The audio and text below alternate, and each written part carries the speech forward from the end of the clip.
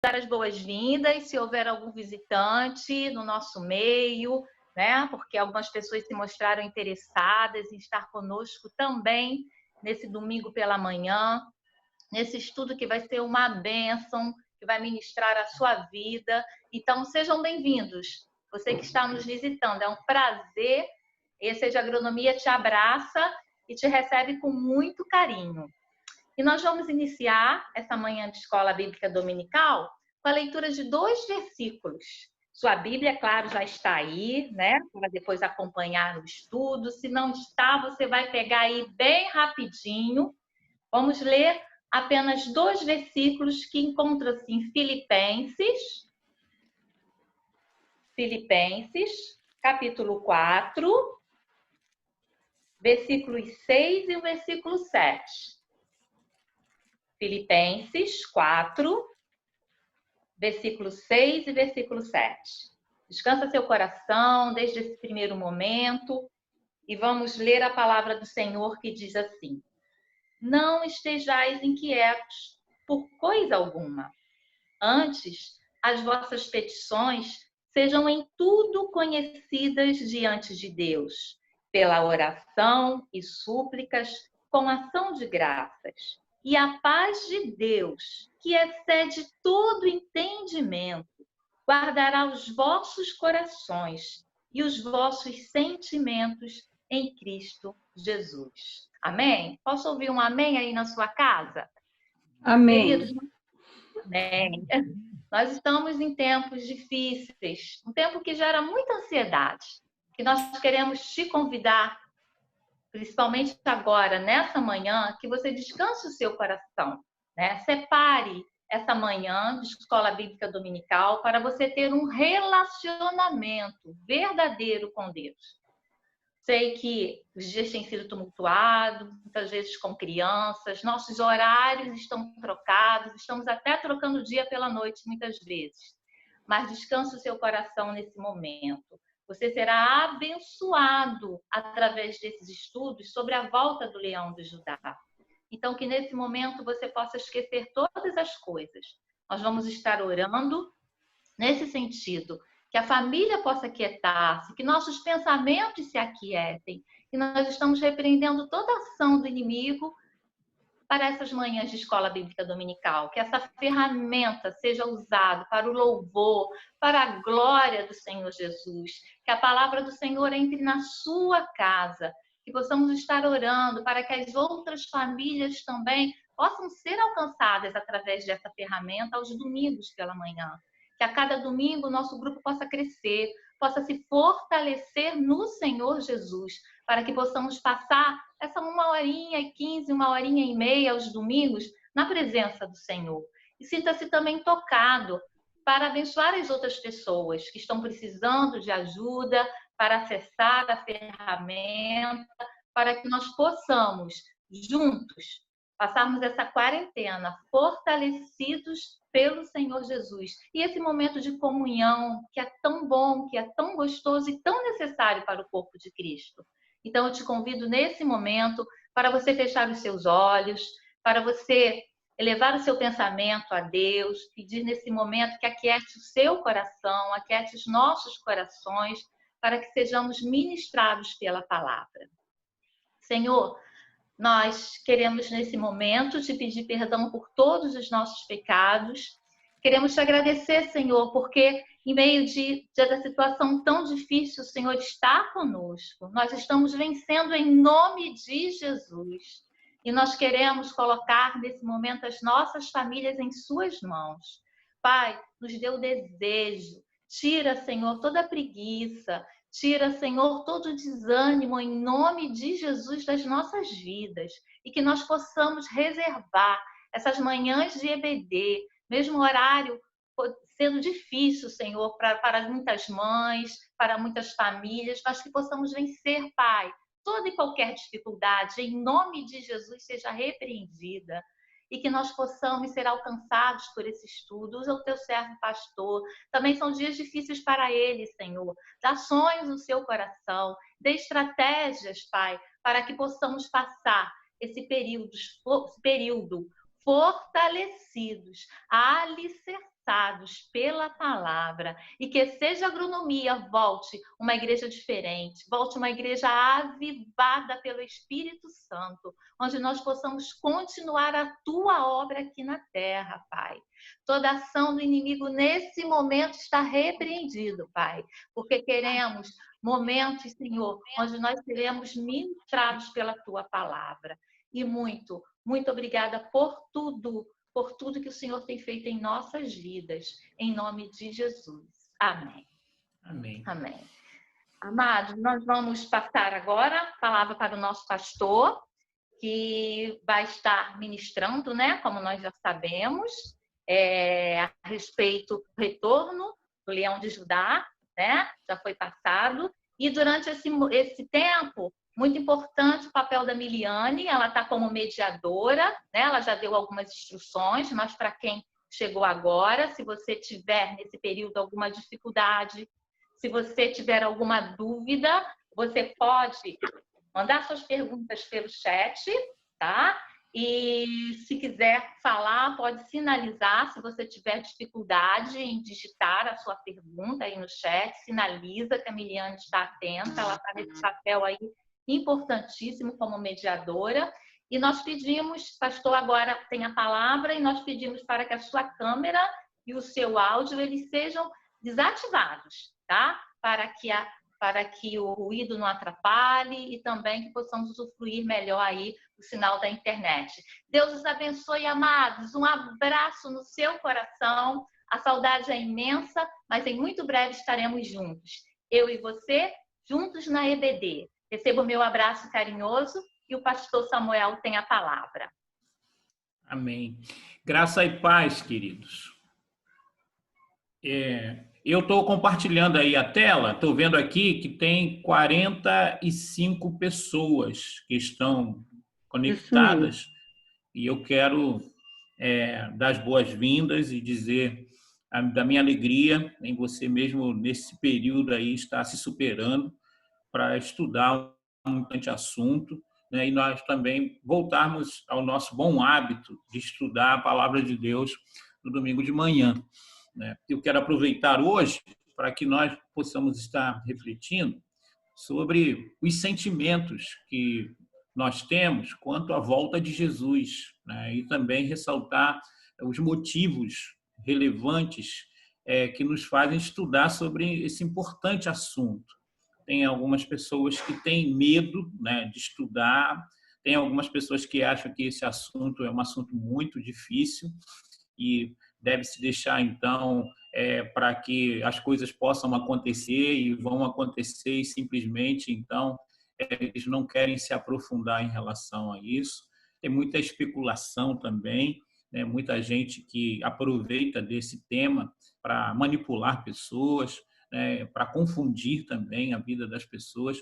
Então, eu aproveitar esse primeiro domingo para que você também possa discernir quais são os sentimentos, né, que marcam a sua vida na expectativa da volta de Jesus, né? E também dar oportunidade para que você possa, durante essa semana, compartilhar com outras, para que possa também estudar esse importante assunto. Nós temos aí por volta de 43, 46 pessoas, e o potencial da nossa igreja é de que mais pessoas podem estar participando desse momento. Eu quero ler com você o texto que está em Mateus, no capítulo 24. Mateus, capítulo 24, também é conhecido como um pequeno apocalipse, né? Porque ele fala das etapas proféticas dos últimos dias, né? Nós estamos vivendo uma etapa profética. E a questão agora, então, com essa questão da pandemia, que tem chamado muita atenção das pessoas, é que etapa profética é essa, né? Se Jesus pode vir amanhã, né? Ou tem algumas coisas ainda que tem que se cumprir. É um questionamento que tem sido debatido nesses dias. Então, eu quero estar recomendando para você a leitura de Mateus no capítulo 24, nesta semana, né? Porque aí você vai ter a possibilidade de, com mais atenção, perceber as etapas proféticas que Jesus relata nesse capítulo E aí a gente vai estudando juntos aqui para discernir qual é o momento escatológico que nós estamos vivendo, né? E o que falta, se é que falta, para o desenrolar, então, do aparecimento do anticristo, do arrebatamento, do milênio, entre outras coisas que talvez você conheça como tema, e vai aproveitar esse tempo para se aprofundar. Então, o texto é Mateus, capítulo 24, de 3 a 14. Eu vou fazer aqui a minha leitura na revista atualizada, ok? Aí você também pode ir acompanhando aí. Diz assim: princípio das dores.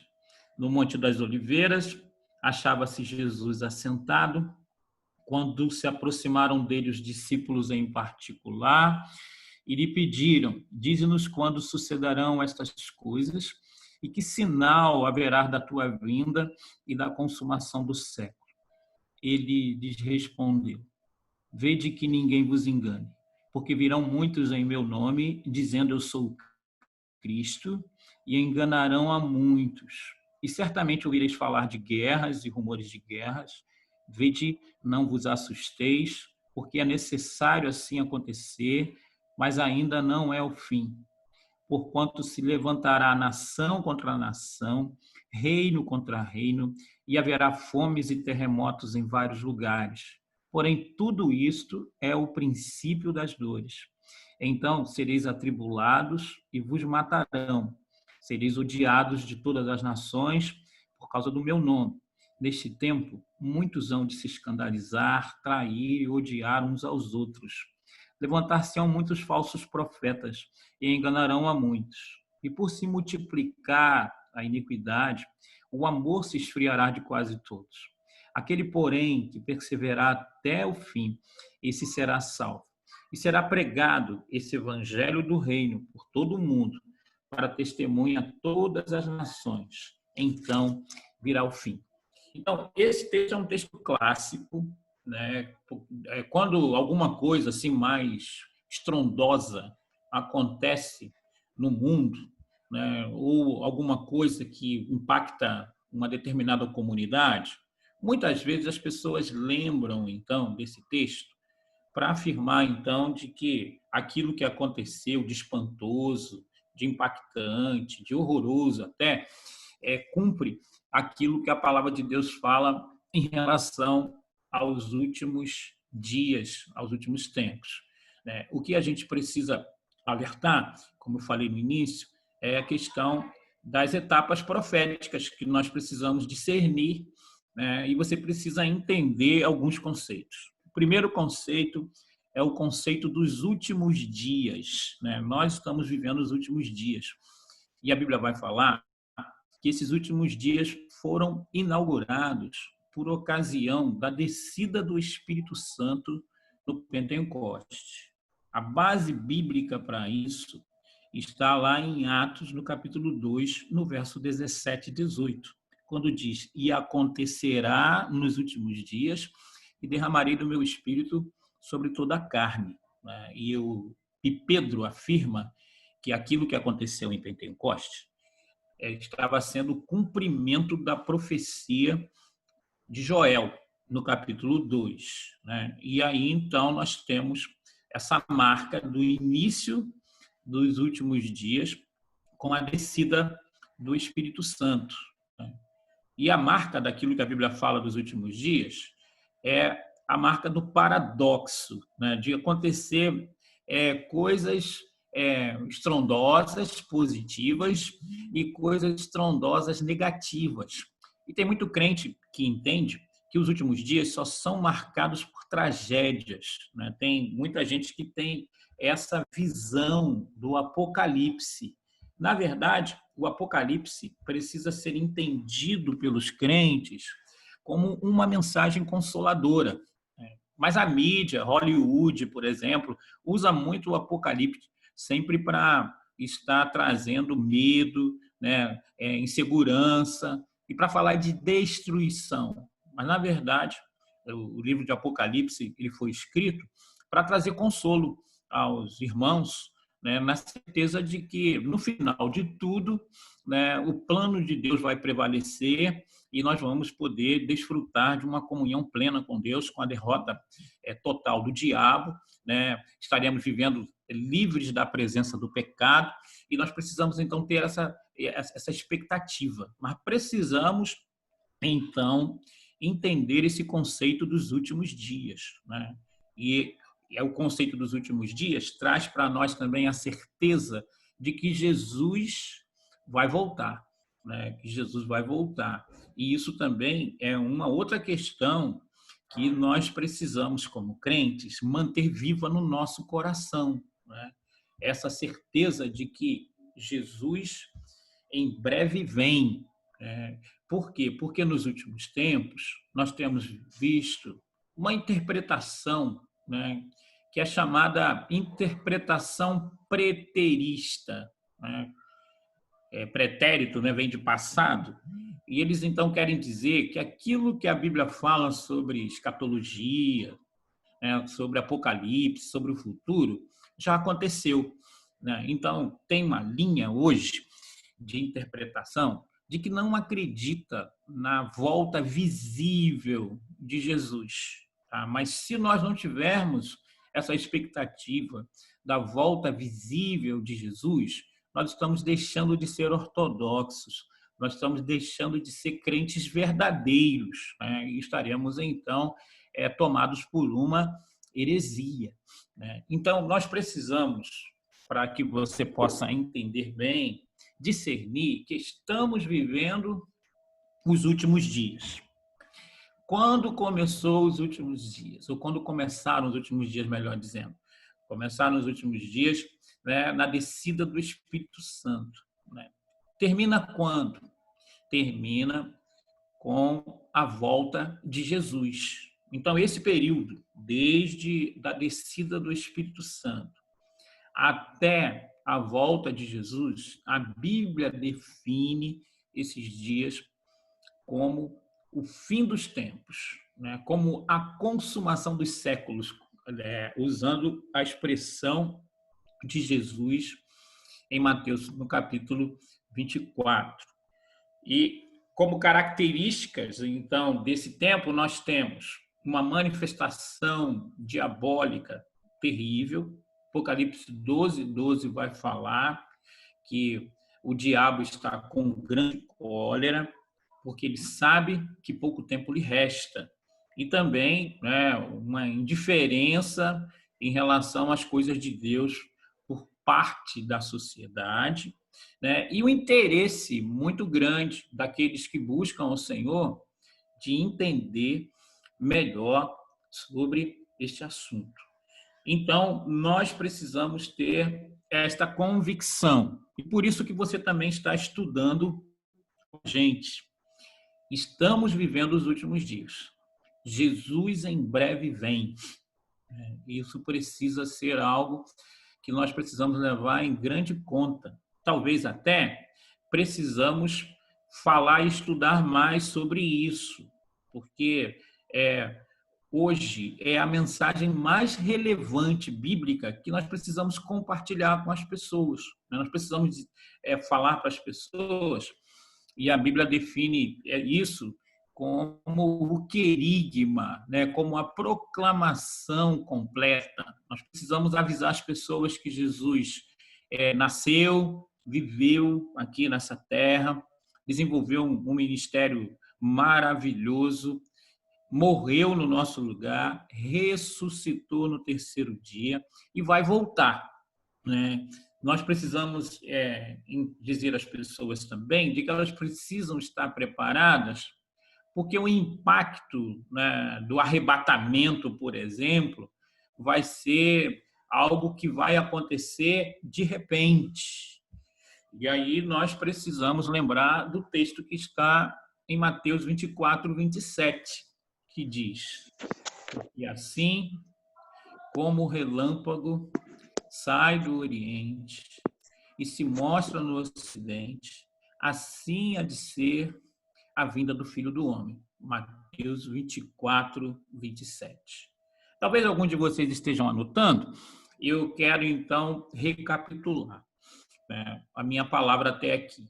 Primeiro, você precisa ter o conceito de que estamos vivendo os últimos dias, né?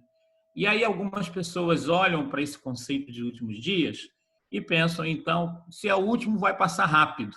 E até um dos questionamentos de algumas pessoas é: há muito tempo eu ouço que Jesus vai voltar, mas nunca isso se concretiza. É porque eles não têm o conceito correto do que significa os últimos dias. Os últimos dias começaram na descida do Espírito Santo e vai até a volta do Senhor Jesus, né? E aí nós precisamos entender que esses últimos dias têm como características duas ações antagônicas. A primeira é uma manifestação poderosa de Deus na vida daqueles que o buscam em espírito e verdade. E isso é retratado na descida do Espírito Santo, derramado sobre toda a carne. A outra é um avanço da iniquidade, da maldade e também da liderança maligna na vida de muitas pessoas. Essas são as características dos últimos dias. Nós precisamos também estar entendendo que esses últimos dias eles são divididos em etapas proféticas, né, que a Bíblia chama isso, né, de princípio das dores, né? E aí depois vem o período, então, da grande tribulação, que seria o clímax, né? E depois, então, teria, né, o desfecho da grande tribulação com o início do milênio. E nós precisamos Se a estar gente foi também... interrompido, seu microfone está ativado. Ó, Tá. parou. Parou. Opa, tá aí, beleza, agora ficou bom. Estou vendo aqui que o Gerardo Jean entrou com o Vasco da Gama, mas pode ser Vasco que vai para o céu também, não tem problema não. Então, nós precisamos ter esse entendimento sobre os últimos dias, sobre as etapas proféticas, e precisamos ter essa convicção de que Jesus vai voltar, ok? Mas eu sei de que, quando falamos da volta de Jesus, nós temos alguns sentimentos que vêm à tona. O primeiro sentimento é a questão da curiosidade. Tem muita gente que tem curiosidade em relação a esse assunto. E é bom ter curiosidade em relação a esse assunto, porque isso desperta a possibilidade de você se aprofundar nele. Então, você também, aqui, esse é o propósito, você deve adquirir argumentos para compartilhar essa verdade com mais propriedade com as pessoas que estão à sua volta, fazem parte do seu convívio. Existem cerca de 150 capítulos da Bíblia que indicam, que refletem, né, que alertam sobre a volta de Jesus. Então, nós podemos ver de que é um assunto profundamente relevante na visão divina, né? Deus fala muito sobre a volta de Jesus. Imagine você, né? Existem cerca de 150 capítulos. Eu não estou falando que são 150 versículos, são 150 capítulos que falam a respeito da volta do Senhor Jesus. Então, é um assunto profundamente relevante no ponto de vista de Deus. E nós precisamos estar alertando as pessoas. E talvez você se inclui dentro, né, desse grupo. Você tem curiosidade a respeito desse assunto. Há um texto até em Daniel de que fala que nos últimos dias haverá o aumento do saber, né? Em algumas versões fala o aumento da ciência. Então, tem duas interpretações a respeito disso, que eu acho que até as duas cabem. A primeira é um avanço tecnológico absurdo, e nós temos visto isso acontecer já há alguns anos. A segunda, um interesse bem sobrenatural sobre a volta do Senhor Jesus, né? Pessoas querendo se aprofundar a respeito disso. E nós temos, né, se você usa aí o Google, o YouTube, tem várias pessoas que falam a respeito disso. Tanta gente que fala que até se tem que ter cuidado para que você não possa ficar confundido. Mas a curiosidade é um sentimento que há na vida daqueles que desejam conhecer mais a respeito da volta do Senhor Jesus, né? Também um outro sentimento é o sentimento de preocupação. Tem muita gente que tem preocupação, porque primeiro pensa assim, será que eu estou preparado? Né? Será que ele tem que vir agora? E esse sentimento de não se sentir preparado, né, muitas vezes gera uma expectativa de querer adiar esse momento. Né? Um tempo atrás foi Pastor, feito... Oi? com licença. Jean, você levantou a mão porque você quer falar? Ou foi sem querer? Desculpa, só para não interromper o fluxo.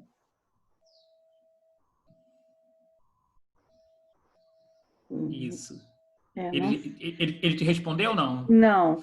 E a outra coisa é que algumas pessoas pediram para colocar em modo apresentação, talvez para a tela ficar maior. Ah, tá bom. Tá legal. Tá? Então, desculpa interromper, pastor. Qualquer coisa... Nada, sem problema. Ficou melhor agora? Para mim ainda não mudou. Eu coloquei no modo apresentação. Isso, agora foi. Isso aí. Ótimo. Então, aí eu estava falando de que um outro sentimento é o sentimento de preocupação. Né? Esse sentimento de preocupação que é gerado, primeiro, porque as pessoas não se sentem preparadas para esse momento. Né? Ou elas têm alguns outros planos e ela entende, então, de que a volta de Jesus vai atrapalhar esses outros planos. Né? Eu estava falando, então, de que houve uma pesquisa na Rádio Melodia sobre a volta de Jesus. Né? E depois, então, o resultado foi o seguinte: 80% dos crentes que estavam ouvindo a Rádio Melodia naquele momento afirmavam de que eles não desejavam que Jesus voltasse agora, porque isso atrapalharia a vida deles, porque alguns queriam casar, outros queriam ver os seus netos nascerem, pessoas estavam na expectativa de um novo emprego, queriam terminar primeiro os seus estudos. Então, tem várias pessoas que pensam, então, de que a vinda de Jesus vai causar um atropelo, mesmo essas pessoas se dizendo cristãs. E isso gera preocupação, né, nelas, nesse sentido de que tomara que Jesus não volte agora, porque senão a minha vida vai acabar sendo atrapalhada.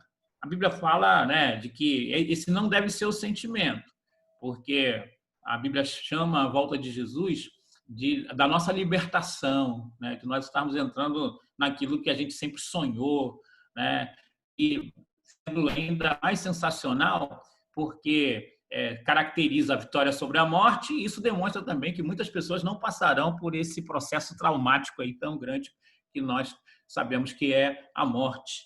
Mas essa preocupação também é gerada por causa das tendências pecaminosas, né, que nós temos visto cada vez mais sendo aumentadas, e a Bíblia avisa sobre isso. Né? E existe até um equívoco de que algumas pessoas pensam que é Deus que incentiva o aparecimento dessas tendências pecaminosas. Não, a Bíblia alerta de que quanto mais chegar o fim dos tempos, mais as pessoas, por opção, estarão se afastando de Deus e influenciadas pelo diabo, elas vão estar se tornando cada vez mais livres para estarem pecando de formas assustadoras. Também nós podemos ver que, com o aumento da tecnologia, temos percebido que a tecnologia ela é neutra, ela pode ser usada de forma positiva, mas também tem sido usada de forma negativa. E aí, então, há desenvolvimentos políticos, tecnológicos, religiosos, militares, econômicos, que são prejudiciais, né, para a sociedade como um todo. Né? Então, isso gera preocupação. Tem gente que fala assim, puxa, quanto mais for chegando os últimos dias, mas eu vou ter que experimentar notícias difíceis, né? Será que eu estou preparado para isso? Né? Como é que os meus familiares também estarão sobrevivendo a isso tudo? Se é que eles vão sobreviver? Né? E ainda, a Bíblia fala de que haverá sinais sobrenaturais no céu. Né? esse texto de Lucas 21:11, né, fala sobre até mesmo essa questão da pandemia que nós estamos vivendo agora, né? Nos antigos manuscritos, a palavra epidemia também aparecia em Mateus no capítulo 24, né? Mas nas versões mais modernas, a palavra epidemia não aparece em Mateus no capítulo 24.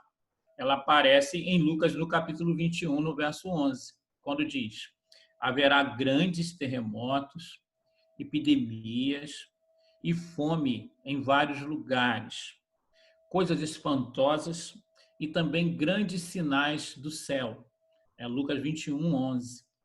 Então, uma das marcas de que nós estamos vivendo os últimos dias são os acontecimentos relatados aqui em Lucas 21:11. Mas tem uma coisa aqui que a gente precisa alertar, né? Essa expressão aqui, ó, em vários lugares, né? Essa expressão em vários lugares, no original significa de forma simultânea, né? Então, há uma projeção que vai aumentando, né, os acontecimentos. E aí eu preciso, e isso já está comprovado, ter um aumento do número de terremotos. Isso já acontece já há algum tempo, né? Também pelo aumento da tecnologia, é lógico, mas até as pessoas que aceitam esse argumento entendem de que há um número maior de terremotos acontecendo na Terra, né? E aí a gente precisa entender também de que quanto mais esses terremotos acontecerem de forma simultânea em vários lugares ao mesmo tempo, isso vai se tornando cada vez mais sinais para nós de que esse grande dia está acontecendo, né? Eu sei que já aconteceram, então, epidemias, mas a epidemia, né, ou a pandemia, melhor dizendo, é um sinal da volta de Jesus, porque ela acontece, né, o nome já diz pan, em todo lugar, né, em todo mundo, né, simultaneamente. Então, ela acaba sendo um sinal. Então, a gente pode entender de que o coronavírus é um sinal da volta de Jesus, mas a gente precisa, então, colocar esse sinal no lugar certo, né? Nessa etapa profética chamada princípio das dores, acontece epidemias, né? E nós sabemos que algumas já aconteceram, né? Há 100 anos atrás aconteceu uma epidemia, agora está acontecendo outra, e aí, então, conforme essa proximidade da volta de Jesus estiver para acontecer, nós teremos maior números, então, de epidemias, de terremotos, né? Fomes em vários lugares simultaneamente nós temos visto acontecer, coisas espantosas e também grandes sinais no céu. E a Bíblia vai falar de que isso vai causar um impacto tão grande, né? E nós ainda não vimos necessariamente isso acontecer, pelo menos de uma forma divulgada pela imprensa, né? Esse texto aqui traz muito impacto para mim, quando diz que haverá homens que desmaiarão de terror pela expectativa das coisas que sobrevirão ao mundo, pois os poderes do céu serão abalados. É interessante, né, de que a palavra homens aqui, ela não deve ser entendida como ser humano de uma forma geral, né? A palavra homem aqui, no grego, é andróis, né? Que é varão, né? Para dizer, então, até dentro daquele conceito, né, de que o homem macho, ele deve se manter firme, né? A Bíblia está falando de que as coisas seriam tão impactantes que até aqueles que se declaram machões, né, estariam desmaiando de terror, né, pelas expectativas das coisas que sobrevirão ao mundo, né? É uma forma poética de dizer de que acontecerá coisas tão difíceis que até mesmo aqueles que se declaram, né, fortes, inabaláveis, eles não vão aguentar a pressão desse momento, desse instante, né? E eu, então, preciso está alertando as pessoas a respeito dessas verdades e ter um posicionamento, né? Um equilíbrio entre a expectativa, entre a preocupação e entre a curiosidade. De saber, então, de que é um assunto relevante e que eu preciso estar, então, envolvido nisso, no sentido de conhecer e poder compartilhar com equilíbrio essa verdade. Eu preciso ressaltar, dentro da expectativa da volta de Jesus, de que essa volta de Jesus ela tem algumas características, né? E aí eu preciso também separar essa volta de Jesus em dois momentos, né? O momento do arrebatamento, que tem muito a falar comigo e contigo, que somos crentes em Cristo Jesus, né? E aquele outro momento, após a grande tribulação, que a Bíblia fala que todo olho verá, né? E nós precisamos ter, então, isso em mente, de que o arrebatamento, por exemplo, ele vai ser imprevisível, no sentido assim de que você não sabe exatamente o momento em que ele vai acontecer, né? Nós sabemos, então, que o arrebatamento está para acontecer por causa dos sinais proféticos, mas nós não sabemos a hora exata em que ele vai acontecer, né? Porque a Bíblia vai dizer a respeito daquele dia e hora, né? Nós não sabemos, né? Aí isso traz o aspecto da imprevisibilidade do momento do arrebatamento, né? Também vai acontecer de forma repentina, né? No texto de Mateus 24, 27, nós vimos aqui de que o fenômeno, então, para ser comparado, é de um relâmpago que sai do Oriente, se mostra no Ocidente, e a Bíblia vai dizer que assim há de ser a volta do Filho do Homem. Lá em 1 Tessalonicenses vai dizer, e 1 Coríntios no capítulo 15 também, de que é no abrir e fechar de olhos. Então, todos esses textos falam do momento do arrebatamento, né? Para ressaltar a imprevisibilidade do momento e também que vai acontecer de uma forma repentina. Talvez você não saiba, mas o movimento mais rápido do corpo humano é o abrir e fechar de olhos, né? Ele é tão rápido que a gente faz isso várias vezes no dia e nós nem percebemos, né? E a Bíblia, então, vai dizer de que o arrebatamento ele tem essa característica de ser imprevisível, de ser, então, repentino, né? E de ser também visível. Visível para quem? Né? Visível para todo mundo? Então, existe um questionamento a respeito disso. Mas visível, pelo menos, para você que vai ser arrebatado, né? Porque você vai ver um sinal no céu, né? E você, então, vai saber que está acontecendo exatamente naquele momento. Mas haverá um estudo específico sobre o arrebatamento. Estou querendo dizer, então, que a gente precisa estar na expectativa da volta de Jesus, né? Principalmente nessa questão do arrebatamento, por ele ser imprevisível, por ele acontecer de forma repentina, né? E nós precisamos estar, então, preparados para esse momento. Eu vou aqui ressaltar, se você estiver anotando, esse texto é importante aqui, né? Quando diz que, mas a respeito daquele dia e hora ninguém sabe, nem os anjos dos céus, nem o Filho, senão o Pai.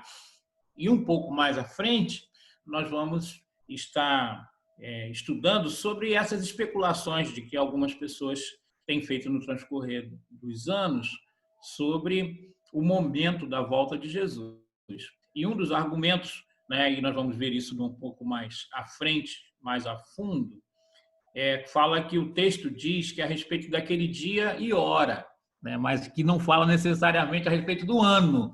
E por isso que tem muita gente, então, de que tenta aí discernir qual seria o ano da volta de Jesus. Fala de hora, né? Então não fala a respeito de mês e nem fala a respeito de ano, né? E a gente, então, precisa estudar isso daí, vamos estudar um pouquinho à frente a respeito. Mas precisamos entender sobre esse aspecto da imprevisibilidade do momento do arrebatamento.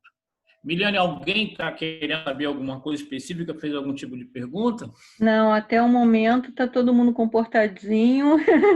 Aliás, eu queria dizer que turma maravilhosa, gente. Né? O pessoal Que concentrado. Pastor, eu só queria pedir para aqueles que não viram ali a mensagem que eu mandei no chat, que seria interessante todo mundo colocar seu nome e sobrenome para a gente poder aferir quantas pessoas de fato participaram. Nesse momento a gente tem 53 participantes, mas alguns são famílias, né? Então, para a gente poder ver o alcance. Tá? Mas por enquanto todo mundo quietinho. Ok. Então, mas eu quero até abrir a possibilidade, se você tiver alguma pergunta, né, e quiser então manifestar algum tipo de pensamento, você pode falar agora, não vai se calar para sempre. Então, vamos lá, gente. Estou aberta a olhar o chat, então vamos fazer as perguntas agora na sequência dos próximos eventos aí. Alguma pergunta?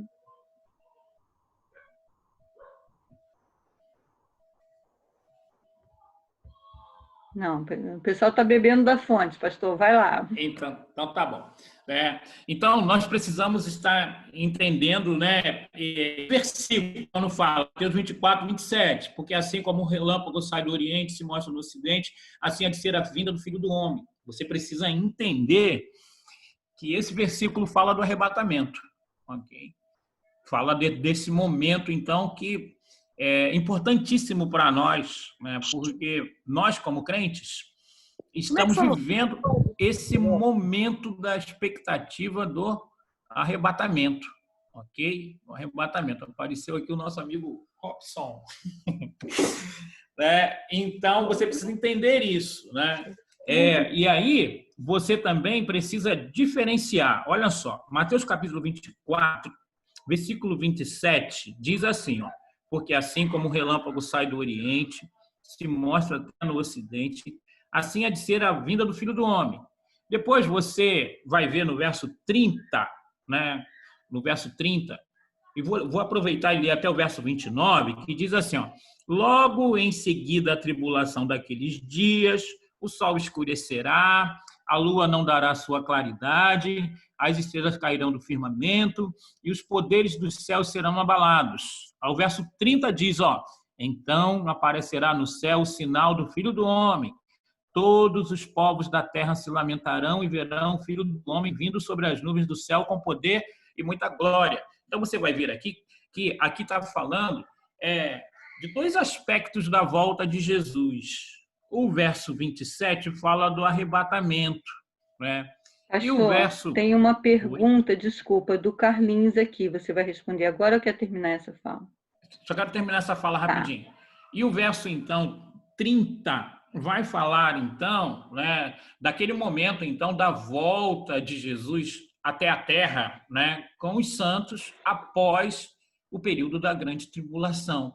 Então, eu preciso entender esses dois momentos. O verso 27 fala de um momento e o verso 30 fala de um outro momento, o verso 30 e o verso 31. O verso 27 fala do arrebatamento.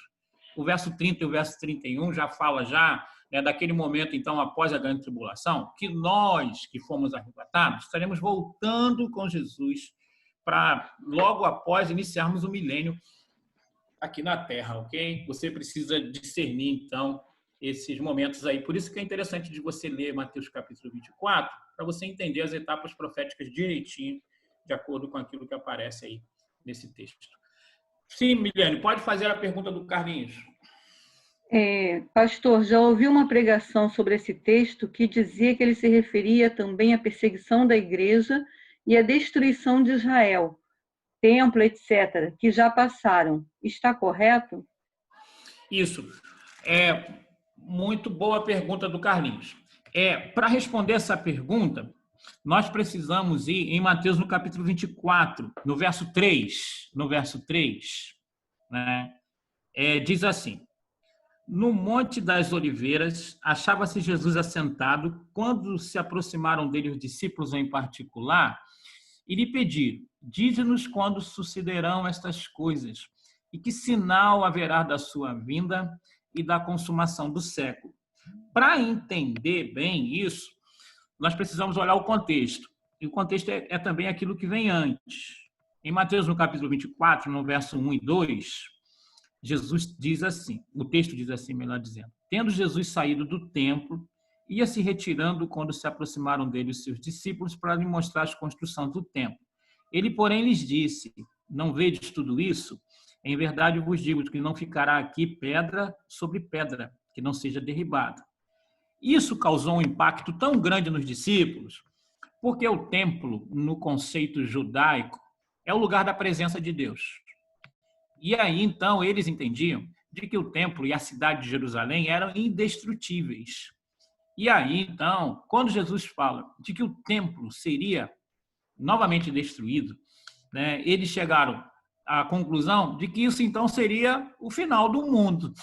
E eles, então, no particular, eles perguntam a Jesus, porque na concepção judaica, se o templo não mais existisse, se a cidade de Jerusalém fosse invadida, na concepção deles isso significava o fim do mundo.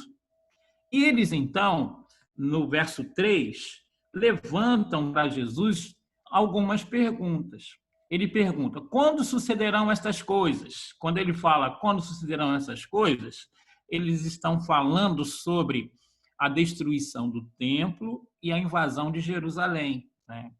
Aí depois eles fazem um acréscimo, quando dizem: e que sinal haverá da sua vinda? Aí isso já é uma outra questão. E da consumação do século é uma outra questão. Então, Mateus, no capítulo 24, responde 3 questões. A destruição do templo, né, junto com a invasão de Jerusalém, né, os sinais da vinda de Jesus e a consumação dos séculos. E eu preciso, então, encontrar essas respostas em todo o capítulo 24. Né? Aí no capítulo 24, né, eu tenho, Jesus começa respondendo, então, por alguma razão, do verso 4 até o verso 14, os sinais da vinda. Os sinais da vinda. No verso 16, né, e 17, 19, 20, né, ele começa a responder sobre a questão que envolve a destruição do templo e a invasão de Jerusalém. Olha só as expressões que ele usa aqui, quando ele diz assim: então os que estiverem na Judéia fujam para os montes. Quem estiver sobre o eirado não desça tirar de casa alguma coisa. Quem estiver no campo não volta atrás para buscar sua capa. Ai das que estiverem grávidas e das que amamentam naqueles dias. Orai para que a vossa fuga não se dê no inverno e nem no sábado.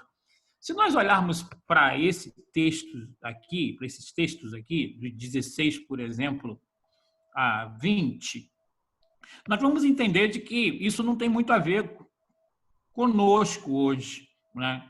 O que eu tenho que me preocupar, né, na questão de não estar, se estivermos na Judéia, por exemplo, fugir para os montes. Nós estamos em Seropédica. Então, esse texto não tem uma aplicação prática para mim nem para você. A outra coisa, quem estiver sobre o eirado, não desça a tirar de casa coisa alguma. O eirado era tipo um terraço, e as casas, então, naquela época, era feita numa disposição de que um terraço era agarrado num outro terraço, né? E isso, então, na hora de uma invasão, servia como uma rota de fuga. Então, Jesus está falando especificamente aqui, nesse momento, para os judeus, para que eles encontrassem uma rota de fuga na hora em que Jerusalém estivesse sendo invadida, né? Aí vai falar também outra coisa: quem estiver no campo não volte atrás para buscar sua capa, não tem nada a ver comigo nem com vocês, né? ai das que estiverem grávidas e daqui as amamentam naqueles dias. Aí tem algumas pessoas até de que retratam esse texto aqui em relação ao arrebatamento, né? Porque a mãe com o filho, a filha na barriga, o filho vai, a barriga fica murcha, né? Mas o texto está dizendo exatamente aqui de que as pessoas grávidas, elas ficam com um problema de deficiência física no que diz respeito a correr, a fugir, né? E por último, aqui vai falar: orai para que a vossa fuga não se dê no inverno nem no sábado. Por que isso? Porque no sábado, as grandes cidades daquela época, né, judaicas, elas ficavam com os portões fechados. E isso, então, geraria uma grande confusão para aquelas pessoas que quisessem estar fugindo de uma situação. No inverno, da mesma forma, né? Então, Jesus aqui, ele responde a respeito, né, dos sinais da vinda, né, que nós falamos aí, dos terremotos, das guerras, dos rumores de guerra, da iniquidade aumentando. Ele responde também sobre a questão da destruição do templo, da invasão de Israel, e ele responde também sobre a consumação dos séculos, né? Quando ele, aqui a partir do verso 29, ele vai dizer: logo em seguida a tribulação daqueles dias, o sol escurecerá, a lua não dará sua claridade, as estrelas cairão do firmamento, os poderes do céu serão abalados. Então aparecerá no céu o sinal do Filho do Homem, todos os povos da terra se lamentarão e verão o Filho do Homem vindo sobre as nuvens do céu com poder e muita glória. Então, nós temos a certeza de que nem tudo desse capítulo aconteceu, porque o sol ainda não se escureceu nesse nível que fala, né? As estrelas não caíram do firmamento, os poderes do céu nesse nível ainda não foram abalados e não apareceu ainda o sinal do Filho do Homem. Então, eu tenho que entender que Mateus, no capítulo 24, ele responde a pelo menos 3 questões. E eu preciso, então, com discernimento, encontrar as respostas em todo o capítulo.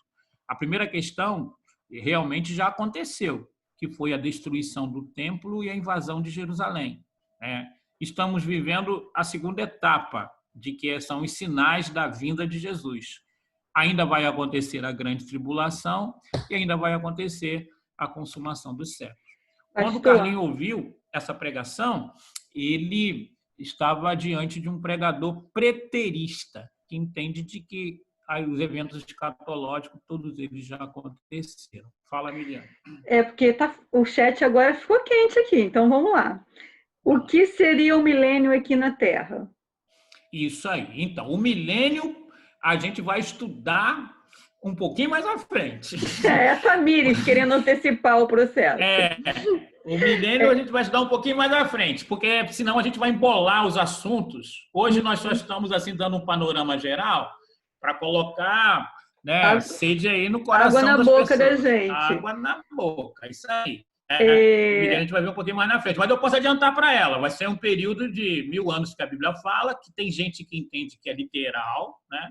Onde vai ter a capital em Jerusalém, Jesus reinando lá, né? E nesse tempo, então, tendo a possibilidade das pessoas terem uma conversa pessoal com Jesus, né?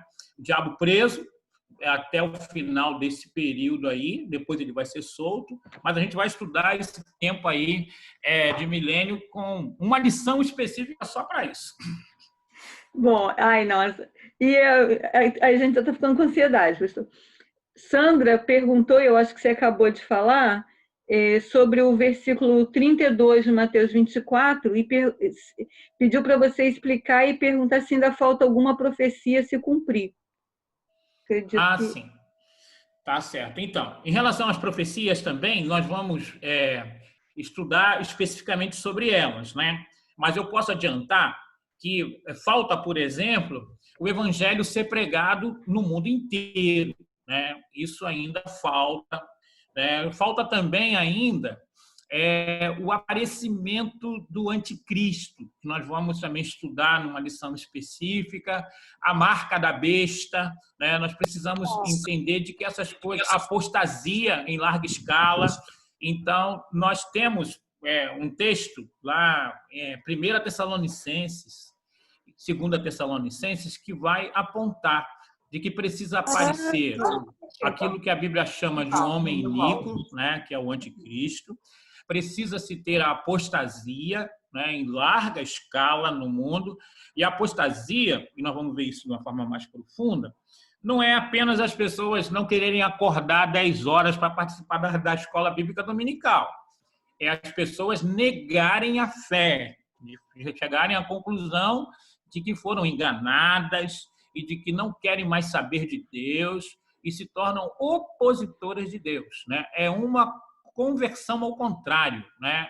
E a Bíblia vai dizer que isso vai acontecer em larga escala. Talvez nós estejamos vivendo a primeira etapa desse acontecimento, onde muita gente quer se tornar desigrejado, essa coisa toda, mas que é ainda o início daquilo que nós entendemos que é o movimento da apostasia, né?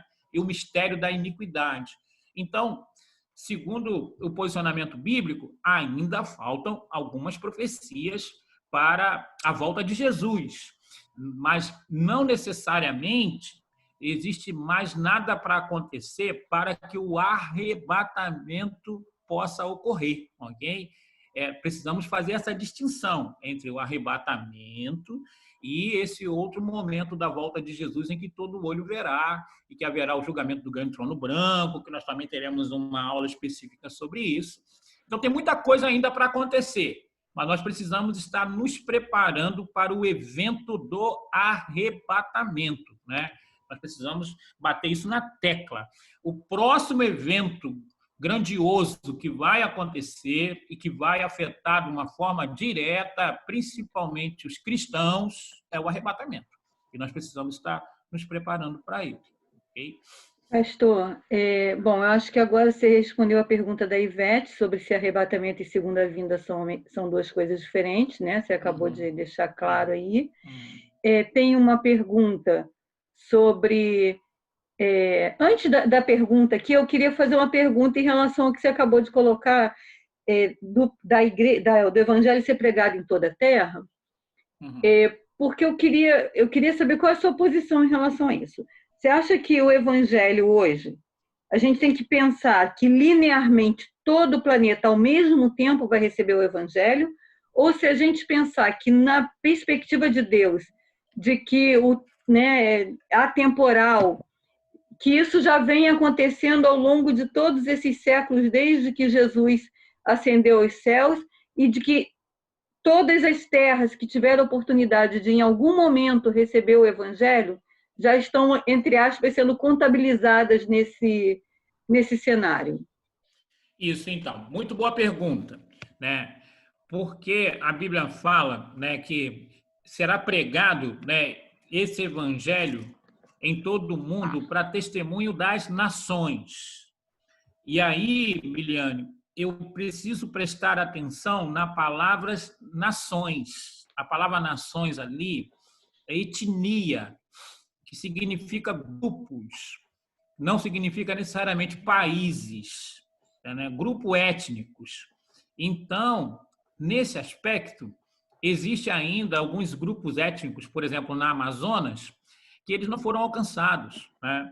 E também em outras partes do mundo, né? Então, dentro dessa concepção de que será para um testemunho às nações, às etnias, aos grupos específicos, então parece-me de que todas as pessoas que estão em etnias distantes precisarão receber esse testemunho, né? Porque o pessoal fala de que nós temos a internet, né? E que a internet chega em muitos lugares, e chega mesmo, né? Mas nós temos ainda alguns lugares que realmente são inalcançáveis ainda e que a internet não chega, né? Então, por causa desse conceito da palavra no original, etnia, né? E para nações, que é traduzido, porque quando é traduzido nações, a gente entende, então, países, né? Mas o texto é muito mais específico do que isso. Então, eu sei de que o Evangelho foi, né, e a Bíblia fala isso, pregado no mundo conhecido, né, dos apóstolos, por exemplo, né? Mas não atende à exegese da palavra nações, pelo menos na minha interpretação. A palavra nações ela é muito mais específica. Aqui em Seropédica, por exemplo, tem várias etnias, grupos, né, que nós precisamos pregar o evangelho. Eles não são inalcançáveis, mas nós temos uma ideia de vários grupos. E aí tem os índios, por exemplo, né? Aí teria os ciganos, quilombolas, só para nós termos uma ideia daquilo que a Bíblia chama de nações, né? E nós entendemos, então, como países. Mas na Bíblia, no original, significa esses grupos étnicos que precisam ser alcançados. Nesse sentido, eu entendo de que essa profecia ainda falta se cumprir. Por isso do movimento missológico aí, que tenta, então, levar o evangelho todo para todas as pessoas. Bom, obrigada, pastor. Temos ainda uma pergunta aqui, é daquelas. Meu pai está perguntando onde ficam as almas das pessoas que já morreram enquanto o arrebatamento não acontece. É a pergunta aí, da Lorenza. Isso aí, Lorenza. Olha só, tem uma coisa chamada dia individual e escatologia geral. Quando nós estudamos a escatologia geral, nós tratamos desses assuntos que nós estamos vendo aqui, sobre os sinais da volta de Jesus, arrebatamento, grande tribulação, besta, marca da besta, milênio, estado eterno, julgamento do grande trono branco, né? Então, esses são os assuntos da escatologia geral, né? A escatologia individual fala da morte, né, do estado da morte.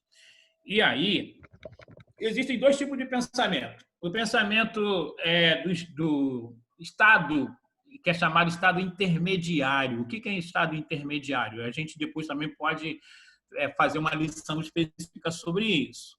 É de que as pessoas estão já conscientes que morreram, né, e o texto base para isso é a parábola do rico e do Lázaro, né, que estavam conscientes que haviam morrido, estavam separados, um estava num lugar onde gozava da presença de Deus, o outro gozava da presença do diabo, e a Bíblia fala que é um abismo, né, e de que não há possibilidade de quem está aqui ir para lá, e nem de trocar de lugar, quem está num lugar bom, ir para o lugar ruim, que acaba até com o argumento purgatório, né. E também Apocalipse, quando fala do quinto selo, que vai dizer que as almas que foram decapitadas, elas têm consciência e elas também clamam a Deus para que houvesse justiça, né? Então, esse é um pensamento de que quem morre em Cristo Jesus está consciente, não pode voltar aqui, nem as pessoas estão aqui até ele, né? E de que estão já gozando da presença do Senhor, né? Por outro lado, as pessoas que morrem sem Jesus, eles também estão conscientes, que estão num lugar ruim, né? E de que estão, tanto um como o outro, esperam a ressurreição do corpo, né? Por quê? Porque só poderão entrar numa plenitude de relacionamento daquilo que merecem, né? Daquilo que eles decidiram enquanto estavam aqui vivos, depois que receberem esse corpo, né, que para os crentes é glorificado e para os não crentes é um corpo preparado para suportar o inferno, né? E aí, então, essa teoria é a teoria de você estar morto e consciente. E tem a teoria do sono da alma, que vai dizer que as pessoas que morrem agora estão dormindo, esperando, então, os crentes no momento do arrebatamento, né? E os não crentes esperando o julgamento do grande trono branco, para que eles possam ser despertados e aí, então, poderem entrar naquilo que a Bíblia chama de estado eterno, né? Então, tem dois posicionamentos em relação a isso, né? A existência consciente depois da morte e o sono da alma, né? Dentro dos congregacionais, por exemplo, batistas, presbiterianos, a maioria pensa sobre a existência consciente, né? De que as pessoas que morrem em Cristo Jesus estão conscientes que morreram, já gozam da presença do Senhor, até porque Jesus disse lá para o ladrão da cruz: hoje mesmo estarás comigo no paraíso, né? Então isso também seria um dos textos prova para isso, né? E quem defende o sono da alma, a Igreja Adventista defende o sono da alma, o Testemunho de Jeová defende o sono da alma, e tem alguns crentes também que talvez não pensaram muito sobre esse assunto, também entende de que quem morre está dormindo, né? Porque a Bíblia compara a morte com um sono, né? Mas quando compara, é para dizer, então, de que para Deus, né, a morte é tão insignificante de que ele tem o poder de despertar, né? E não é esse quadro tão difícil que nós muitas vezes temos ideia como seres humanos, né? Então, tem esses dois tipos de posicionamento. Eu sou adepto da existência consciente das pessoas que morrem, por causa do texto, né, de Lucas, na parábola do rico e Lázaro, por causa de Apocalipse, no capítulo 6, né, e por causa também da palavra de Jesus ao ladrão na cruz, quando diz: hoje mesmo estarás comigo no paraíso. E a palavra paraíso ali é para dizer, então, um lugar para desfrutar de descanso, de visualizar coisas lindas, né? Sem nenhum tipo de preocupação. Então, esses textos, então, da parábola do rico e Lázaro, né? E eu quero até separar aqui o texto para que você possa ter a possibilidade de ler, né? É Lucas capítulo 16, do verso 19 ao verso 31, né? E também Apocalipse, no capítulo 6, do verso 9 ao verso 11, né? E o texto que Jesus fala lá na crucificação, né? Lucas, no capítulo 23, no verso 42 e 43, quando Jesus diz, acrescentou Jesus: lembra-te de mim quando vieres no teu reino. Jesus lhe respondeu: em verdade te digo que hoje estarás comigo no paraíso.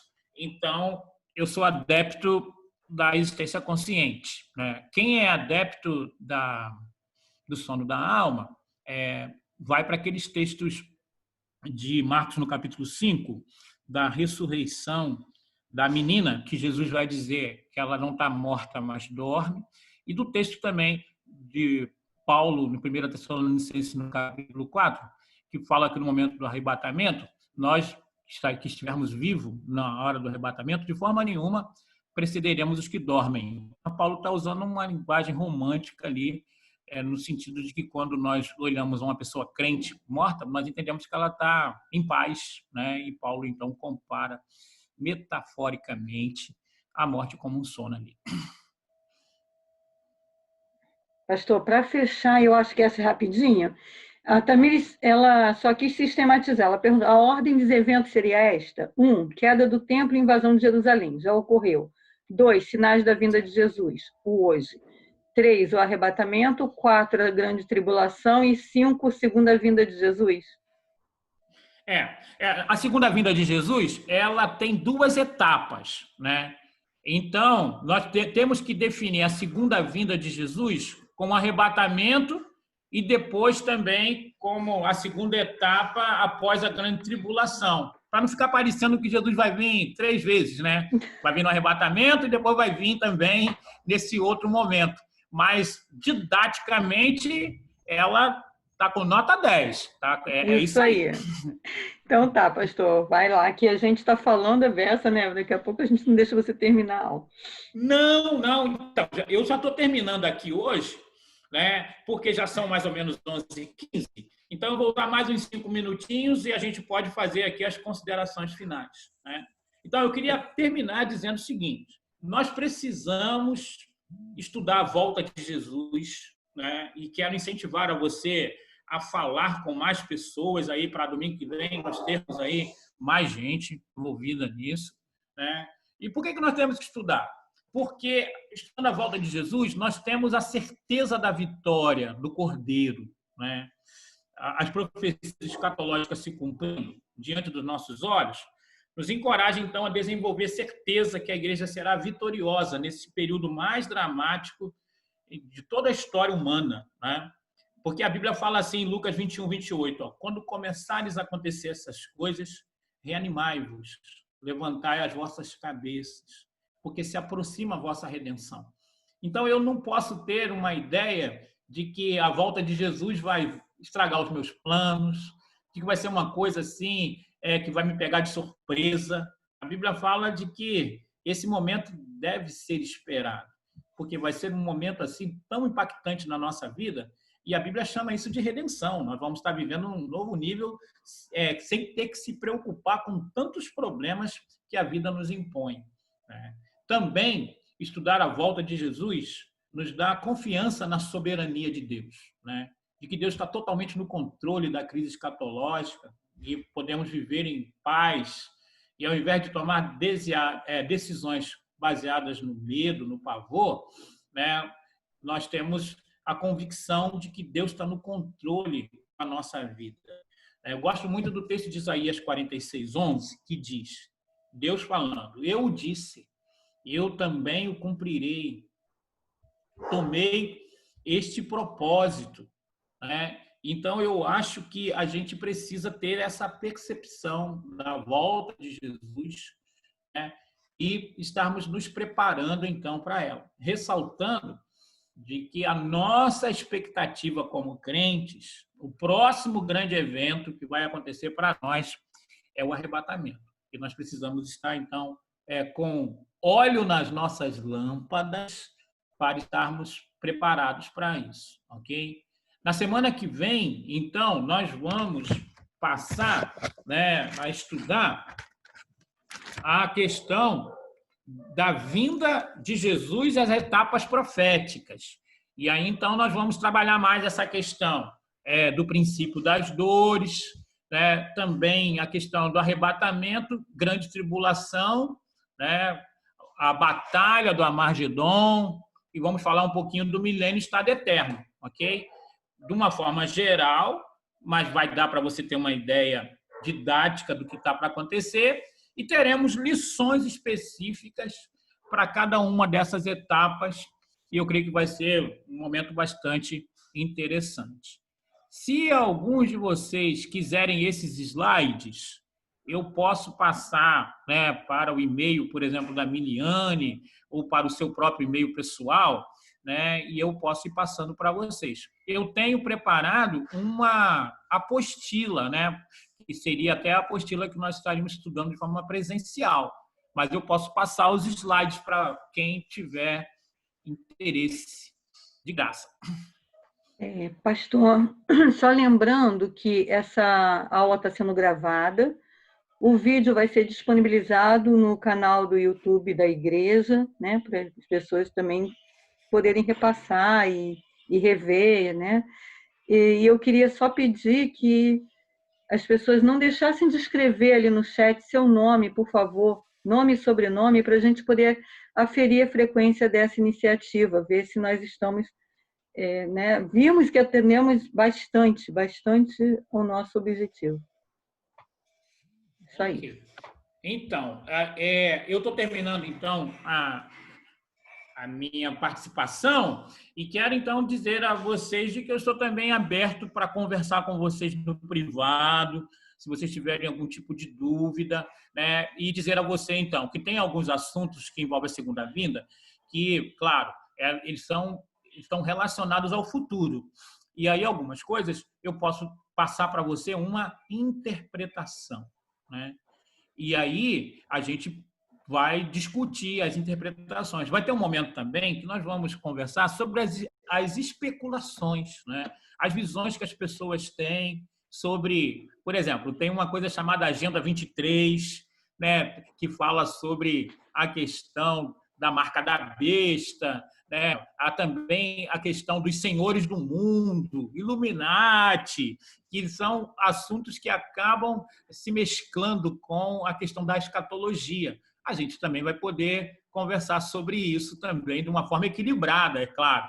Mas eu quero separar nesse estudo o que é especulação e o que é fato, ok? O que é especulação, o que é fato. E eu quero, então, enfatizar para você o que é fato, porque isso vai dar para você a possibilidade de compartilhar com segurança a respeito desse importante assunto. Que, volto a dizer, tão importante que tem 150 capítulos na Bíblia que falam a respeito deste assunto. Eu creio que a gente vai ter aí um tempo aí muito legal aí para desenvolver argumentos e também firmar a nossa fé nesses assuntos que estão diretamente relacionados com a volta do Senhor Jesus. Miliane, é com você então. Antes de passar para a Miliane, eu quero orar com você. Vamos orar. Senhor, eu quero te louvar pela vida das minhas ovelhas, meus irmãos, minhas irmãs, pelo interesse que eles têm, ó Deus, de estudar a tua palavra. Quero pedir ao Senhor de que esse tempo seja um tempo de crescimento espiritual e eles possam, Deus amado, crescer muito. Abençoa a Sandra, obrigado pelo esforço que ela está tendo de ter uma escola dominical dinâmica, mesmo nesse tempo difícil. Obrigado também pela vida da Miliane, tão ocupada com tantas coisas, mas tem separado, ó Deus, tempo para fazer algo com excelência. Ó Deus, que o Senhor possa nos dar um restante de domingo muito abençoado e que possamos logo mais à noite, juntos, na live, glorificar e exaltar o teu nome. Nós oramos agradecidos em nome de Jesus. Amém. Deus abençoe a todos. Amém. Sandrinha, está com a palavra.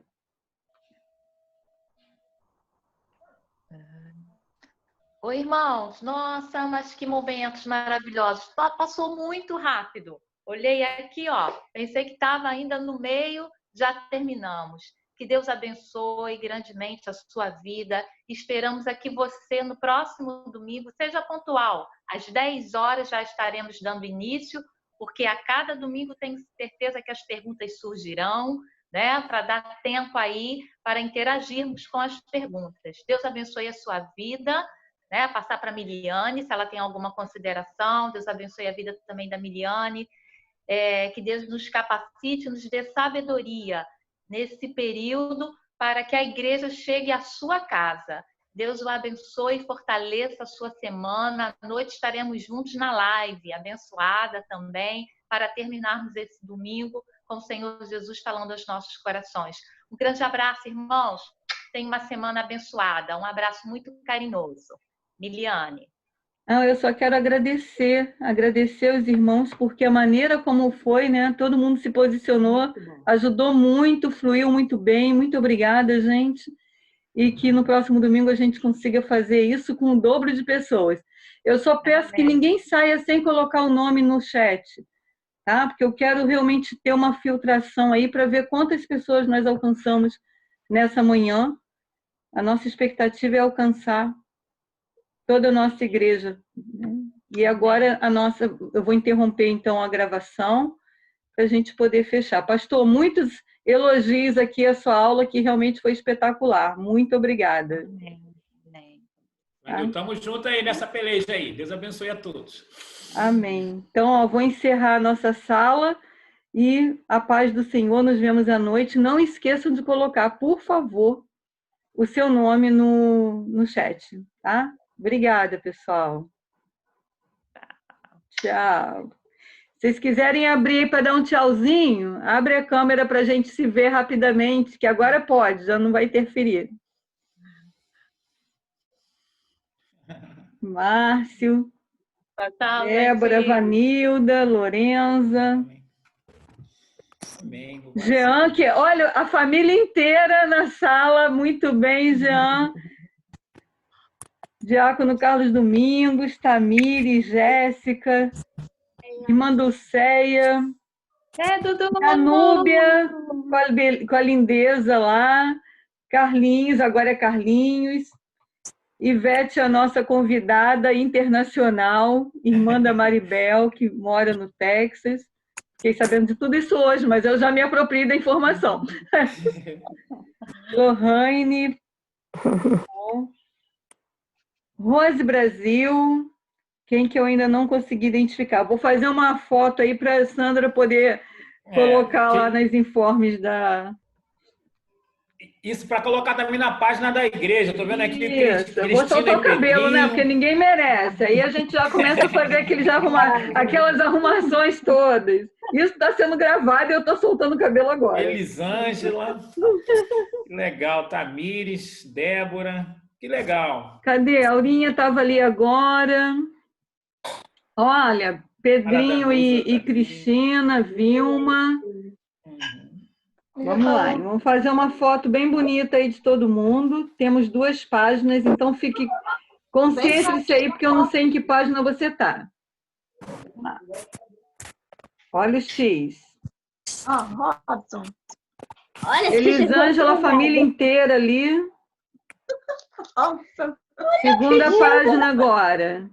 Na minha segunda página está a Andréia, está a Lorenzo Oliveira, está a Luísa, que não abriu a câmera. Abre aí, Luísa. Jordana disse que a câmera dela deu ruim. Lorenzo está com a família inteira. Débora Nascimento, Maria José. Então, vamos lá, em segunda câmera. E é isso, gente. Um prazer contar com vocês. Que Deus nos abençoe aí nessa tarefa, né? Vou encerrar, então, a nossa aula. Você vai no mercado? Bom domingo para nós. Aguardamos todos à noite. Amém. Vou parar de gravar e vou encerrar. Tchau, pessoal.